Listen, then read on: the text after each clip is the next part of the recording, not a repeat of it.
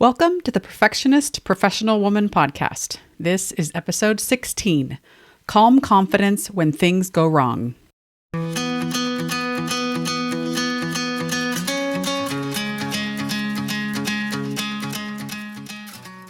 I'm Carrie Martinez. I'm a wife and mother of 3 children and 3 bonus children. I'm also a certified life coach and a member of the Church of Jesus Christ of Latter-day Saints. For a good portion of my life, I equated perfection with happiness and success. I thought that striving to be perfect and do things perfectly was the key to feeling happy and to being successful. I've since come to realize that perfection isn't necessary to achieve either one of those, quite the opposite in fact. And that has made such a difference in how I think, feel, and experience life. So if you're a professional woman and you'd like to know how to release perfectionism so you can trade self-doubt for self-confidence, stop beating yourself up, and start enjoying your life more, then come with me. Let's do this together.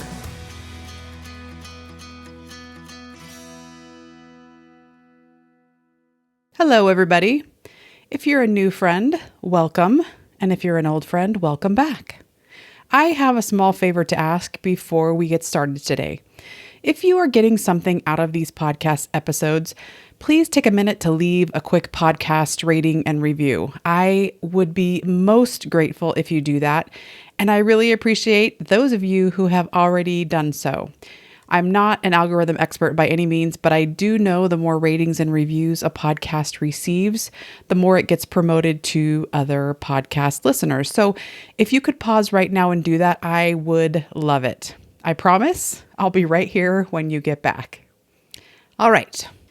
In this episode, I'm going to share a powerful way you can regain a sense of calm confidence when something goes wrong in your life.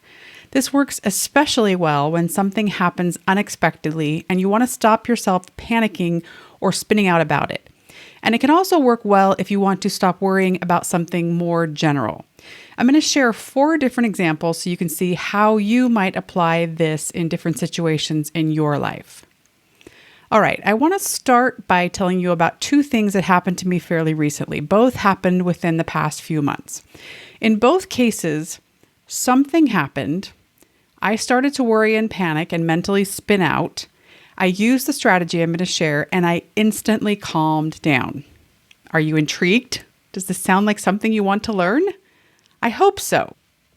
This strategy really is amazing and I'm excited to tell you about it. So, first story. Several months ago, my husband and I flew up to Spokane, Washington, so I could attend a coaching event with one of my mentors and coaches, Jody Moore. I've attended other events Jody has done, and I was really excited to go to this one. This was also around the time of my birthday, and I decided to treat myself and pay for the premier upgrade for this event. The regular event was on a Saturday, but if you paid for the premier upgrade, you got to attend a small reception with Jody Friday night where you could meet her, take pictures with her, and enjoy some yummy hors d'oeuvres. I also wanted my husband to come so we could enjoy a weekend away together. He wasn't interested in attending the coaching event, but we thought it would be fun to explore the Spokane area after the event. So I booked a flight for both of us that left pretty early that Friday morning and was scheduled to arrive several hours before the premier event. I wanted plenty of time to get our luggage, pick up our rental car, check into our hotel, and grab a quick bite before the event. The morning of our flight, as we were heading to the airport, I got a text message from the airline saying our flight was delayed. It wasn't that much of a delay, so I wasn't worried. Shortly after that, while we were still driving to the airport, I got another text that it was going to be delayed a little more, and I still wasn't worried. When I got a third text, though, I started to get worried. Our projected arrival time at the layover airport was now close enough to the departure time of the connecting flight that we and our luggage might not make it onto the connecting flight. Then our departure got pushed back a 4th time, and I knew there was no way we'd make the connecting flight. As this realization dawned that we'd need to switch to a different connecting flight, I suddenly felt a lot more anxious. I didn't know if there was another flight available that would get us to Spokane in time for the premier event, and I wasn't sure how long it would take to get us switched to this different flight. Luckily, I didn't have to fret about that for very long because I quickly got another text message from the airline saying they'd moved us to a different connecting flight. I was relieved until I looked at our new Spokane arrival time. It was much closer to the time of the premiere event and left us very little margin to get our luggage, rental car, and so on. I started to panic. I had paid a chunk more to attend the premiere event, and now there was a chance I wasn't going to make it. I envisioned all that extra money I had paid just going up in smoke. Plus, I'd been looking forward to this for weeks, and there was a possibility I might miss it. All of a sudden, my amazing birthday trip seemed not so amazing, and I started to get angry with the airline. How could they do this to me? They were ruining my birthday. Everything felt so serious and awful, and there seemed no way to save my birthday that didn't involve warping the laws of physics and/or time. My birthday was going to be ruined. My whole weekend was therefore going to be ruined, and all this money I'd spent was for nothing. All of that spinning happened very quickly in just a matter of seconds, but this is what human brains do. Our brains are really good at spinning out about things that either A, aren't likely, or B, aren't as bad as we think they'll be. And I'm pointing that out because if we can just slow things down a bit, we can interrupt that mental spin cycle. So when I clued into what my brain was doing, when I realized it was spinning out, I used the worst case scenario strategy. This strategy involves 3 steps. Number 1, identifying and accepting the worst case scenario in the situation. 2, considering the likelihood of the worst case scenario happening. And 3, identifying how you'll respond if it happens. Doing those 3 things might not seem that helpful, but they are, because they get your brain to slow down. They get your brain to stop spinning in imaginary uncertainty and help it focus on reality. They get your brain to focus on what's in your control, which then diminishes your feelings of powerlessness and anxiety. Before I asked myself, what's the worst that could happen here? My brain was doing loop-de-loops, imagining the horrors of a ruined birthday. Once I asked the question, though, I realized the worst that could happen would be I'd miss the premiere event.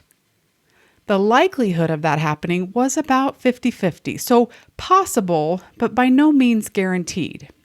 There was a chance I'd arrive in time or be late, and if I was late, my husband could drop me off at the convention center and check into the hotel on his own. We could go to dinner after the premiere event instead of before. If worst case happened and I had to miss the premiere event, I'd be sad, but it wouldn't be the end of the world like my brain was originally telling me it would be. I'd still get to attend Saturday. I'd still get to do other fun things with my husband. I could still relish the weekend away, enjoy exploring a city I'd never been to, and have fun on my birthday. I also realized in the midst of all of this that worrying about our flight arriving late wasn't going to help it get there any faster. My worry and panic wasn't helping anything at all. It was only making things worse for me.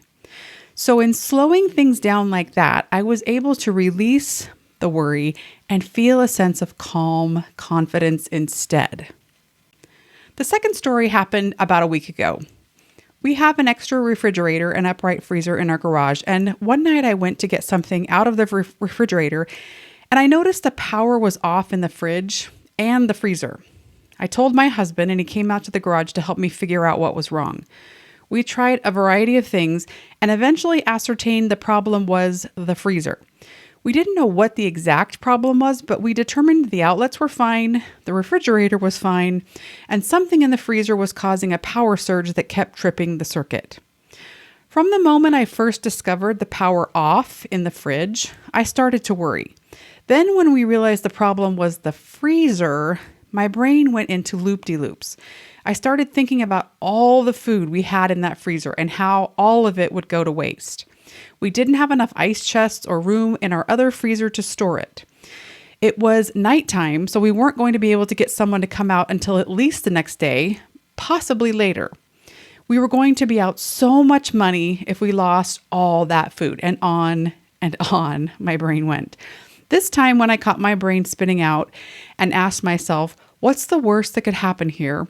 I realized the worst thing would be we lose all the food and possibly the freezer.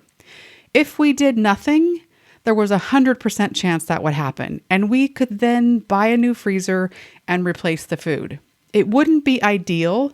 We may not be able to replace everything right away, but we'd manage. We would survive. This wasn't the only food in the house, for example.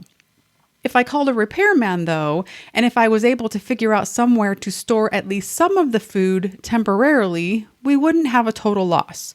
We could give some of the food away. We could cook some of it. So the true likelihood of a total loss was actually 0%. I also realized that worrying about how fast someone could come out wasn't going to get a repairman to our house any faster. Worrying about the food going to waste wasn't going to help fix the problem. And once I realized all of those things, I felt so much more calm and confident about the situation. And my husband and I were able to talk through what we wanted to do next. We were able to figure out a way to handle the food that didn't depend on the freezer being repaired quickly, which turned out to be a really good thing because we later found out it's going to take a month or more to get that thing fixed. So in both of those situations, the delayed flight and the freezer breakdown, 4 things happened for me when I used the worst case scenario strategy. First, I stopped my brain's spin cycle and engaged my prefrontal cortex. Second, I made peace with the worst case scenario. Third, I identified and evaluated various options. And fourth, I felt so much better. You might think what caused me to feel better was coming up with the options and identifying the solutions. And I think that's a small part of it, but that's not the main thing. The biggest contributor to me feeling better was making peace with the worst case scenario. And that's what I want you to focus on here. The power of this strategy doesn't come from identifying a solution, although this strategy will help you do that. It comes from helping you realize you can handle the worst case scenario. That's a subtle but incredibly important difference, especially in terms of confidence. If you make peace with and know you can handle the worst case scenario, you will feel so much more confident as you deal with the problem. If you remember my discussion of the model from a couple episodes back, our thoughts create our feelings. In both of those situations, my spinning thoughts about the delayed flight and the possible lost food are what caused my worry and panic, not the delayed flight and broken freezer themselves. Delayed flights and broken freezers don't have the power to make us feel anything, thank goodness. Those things were both neutral circumstances. They weren't good or bad until I had thoughts about them. Remember Shakespeare's quote in Hamlet that says, "There is nothing either good or bad, but thinking makes it so." So those 2 things happened, and then my brain had thoughts about them. My thoughts caused me to feel worried and panicked, not the circumstances that happened. When I came up with the freezer food solution, I had the thought, I now know how to fix this. And that did help me feel calm. But as I said, what really helped was my thoughts about my capacity to handle the worst case scenario. Consider this. If someone had just given me the same solution, I might have accepted it and had the same thought. I now know how to fix this. And I would have felt calm. But say another problem popped up that again put the food in jeopardy. If I had focused only on the solution and therefore tied my peace of mind to that solution, I would have gone right back to spinning thoughts the moment that solution evaporated. By making peace with the worst case scenario, if the worst case thing happened, it wouldn't be ideal, but we'd survive. I tied my peace of mind to something much bigger and therefore increased my capacity to feel calm and confident. So I hope you can see how that works. Okay, my third example of applying the worst case scenario strategy is for a more general situation. It's not for one specific event. During the lockdown period of COVID, when school was all online, one of my kids really started struggling academically. This child that had never failed a class before was suddenly failing almost all of them. My husband and I encouraged and reminded and yelled and bribed and punished, but nothing seemed to help. As the weeks went on, my anxiety for this child and their future escalated. I had all kinds of thoughts about how they weren't going to graduate, so they wouldn't be able to get a decent job and their life would be forever ruined. Little stuff like that. I talked about this with my coach a lot over the course of many months, and the coach repeatedly tried to get me to consider the worst case scenario. I was in so much resistance, though, that I didn't even want to consider it. It's funny, my brain was completely freaked out about this child failing and all the terrible things that would result from that. But at the same time, I couldn't bring myself to accept that their failing was a real possibility. I kept telling myself that it couldn't happen. Did you ever have the experience as a kid where you thought something was in your closet or under your bed? You were so afraid that a monster was there, but you never actually went to look, right? Maybe you called for one of your parents to come check it out for you, but you didn't want to face it yourself, and you were too afraid to get out of bed to turn on the light, so you stayed huddled under your blankets, worried and afraid. That's how this experience with my child felt. I didn't want to take a look at the possibility of this child's failure. I didn't want to turn on the light and see if it was real. So for a long time, I just stayed huddled in fear and worry. We think turning on the light and actually seeing the monster will be worse than not seeing it. So we keep the light off and stay hidden under our blankets. But it's only through turning on the light and seeing the monster that we can know how to defeat it. It's really hard to defeat a monster you're hiding from and closing your eyes to. Awareness is the first step of change. So if we're going to make a change to overcome a problem, we first need to be aware of what the problem really is. So as I said, it took many months, but I was finally able to look at and accept the possibility that this child might fail and, worst case, not graduate. It seems so counterintuitive, I know, but accepting that possible reality was what finally turned things around and helped me find relief.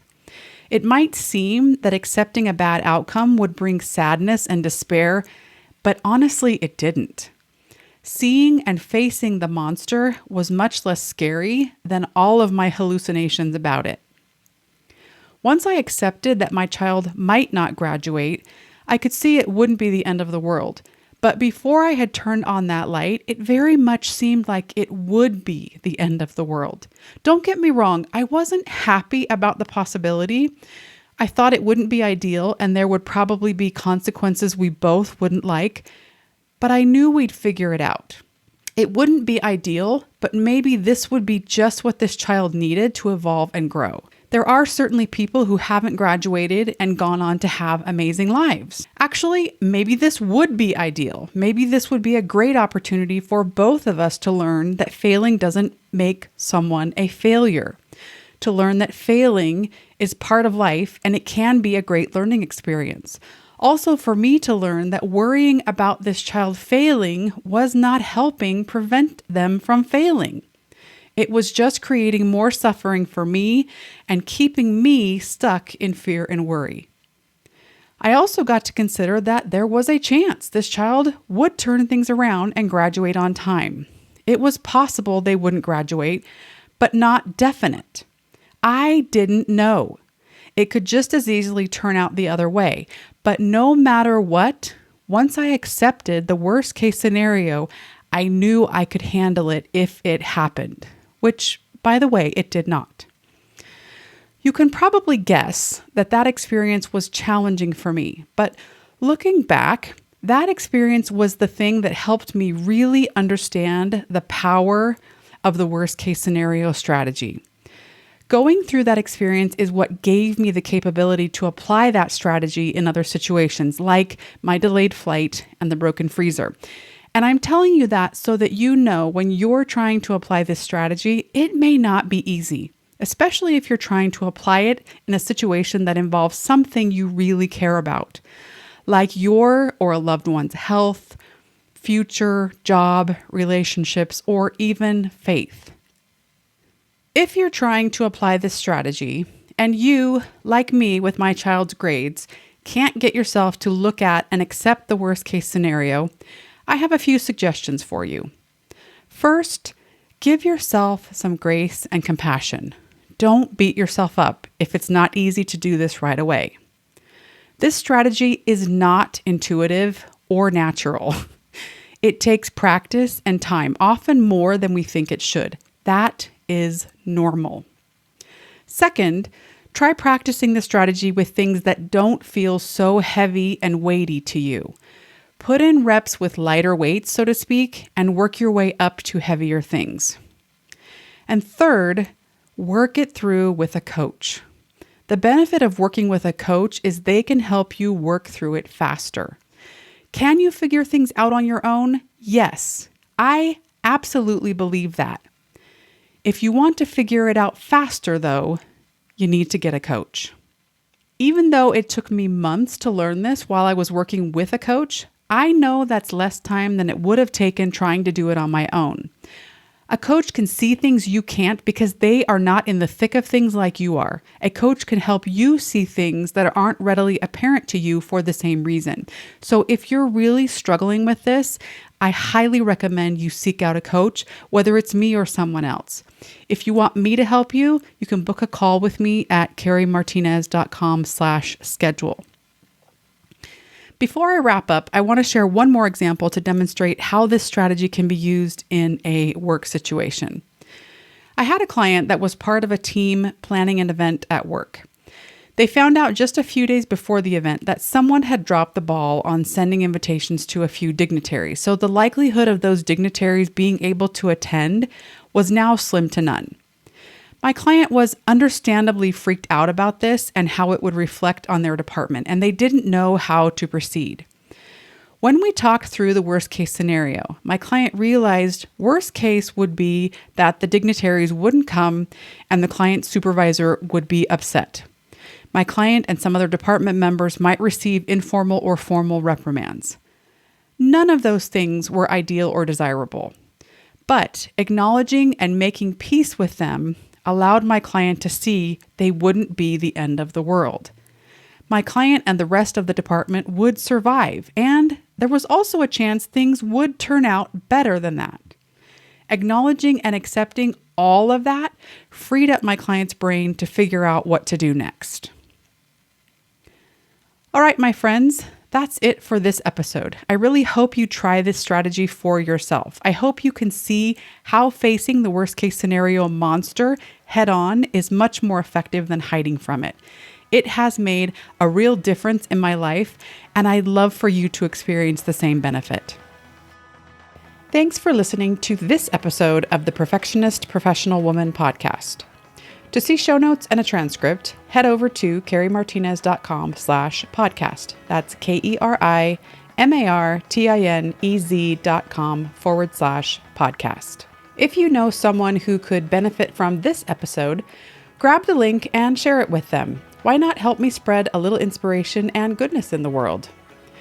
And if you're a career mom who's struggling to feel confident at work and at home because you're doubting yourself and your ability to handle all the things, you need to sign up for a confidence booster session with me. Go to carriemartinez.com/schedule and pick a day and time that works for you. We'll meet on Zoom so you can do it in the comfort of your own home and in your PJs if you want. In an hour or less, I will identify one of your unique confidence blockers and tell you one thing you can do to fix it. Then, if you're interested, and only if you're interested, I'll tell you how you can join my one-on-one coaching program. I promise this will not be a high-pressure sales pitch. I hate those.